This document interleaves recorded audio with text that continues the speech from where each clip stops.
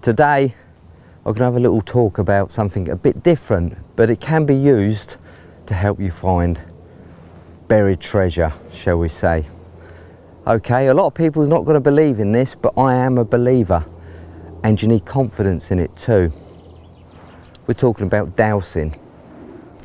Now, dowsing's always been used to find water, underground pipes and things like that. And if you practice at it, you can become good at it. I'm not saying it'll work for you every time, but it's a bit of fun and it's adding another dimension to your hobby. So my dowsing rods are made out of aluminium. They're about 20 inches long and about 6 inches down on the bend.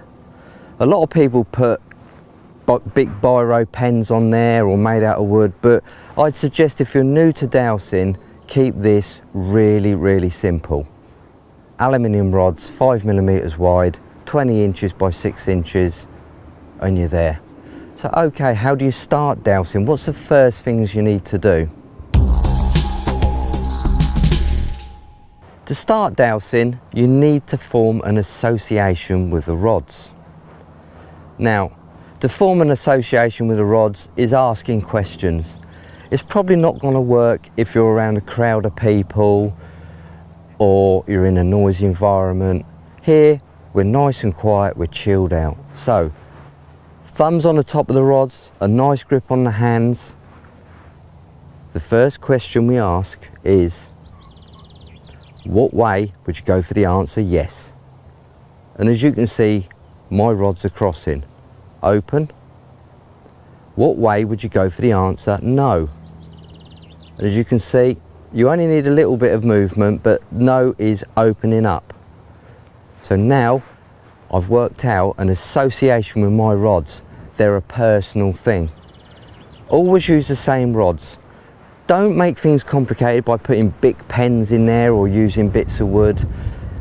Just start off with something comfortable, like I said earlier. Right, the second thing we ask is, now we've got yes and no, second thing we ask is, can I douse today? And my rods are clearly going crossing. And you can see the wind is actually blowing them to that side, but they're still working open. Okay, I can douse today. So now we've got to be very picky on the questions we're asking. Will it allow you to find buried treasure and make yourself a millionaire? Probably not. So you've got to ask roundabout questions. For example,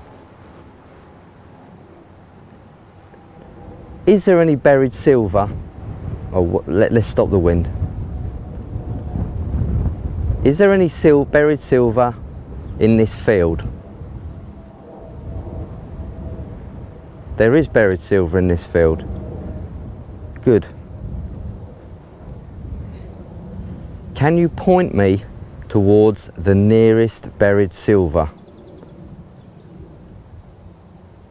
See how both the rods are pointing in that direction?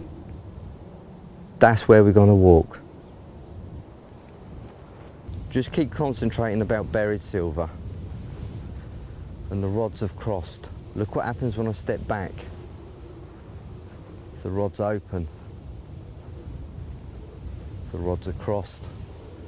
Now I'm going to walk forward, see what happens to the rods. They've opened. So, we know around this area is buried silver. Right, buried silver. That doesn't mean that we're going to find buried silver there. Unfortunately, there's more questions to ask. First of all, are we on top of the buried silver? Yeah, we are. Open. Look at that. Right, is the buried silver more than 1 meter deep? Crap. Open. Is the buried silver still there? Yes. Open. Now the reason why I asked that question is because there may have been buried silver there 1,000 years ago, but it's not there anymore. So you've just got to try and nail down and eliminate what's there. So by asking questions, you can get a better picture. So we know that buried silver is more than 1 metre down. Is the buried silver more than 2 metres down? Well, that's the answer for no. Is the buried silver more than 1.5 metres down? It's not moving, so I'm guessing it's about there. So it could be there, it could be next to iron, it could be something completely different to buried silver. It could be a silver chain off a tractor or whatever. It's just the questions you've got to ask. But trust me, I found Roman coins using this method and it surprised me. You may try dowsing and not be able to do it. Don't give up, keep trying. One day you will form an association with these rods and then you can progress. But have confidence in it, it is a confidence thing. Now, you're gonna think this is a little bit mumbo jumbo, but I'm gonna tell you this for your own safety. I know people who have dowsed and felt very, very ill. Now, if you try dowsing and you feel really tired or really ill or faint, put them down, don't try them again, because dowsing's not for you. I really don't know the full ins and outs about dowsing, but what I can tell you is it works. I'm just at the amateur stage, I'm happy with that, I don't want to progress anymore.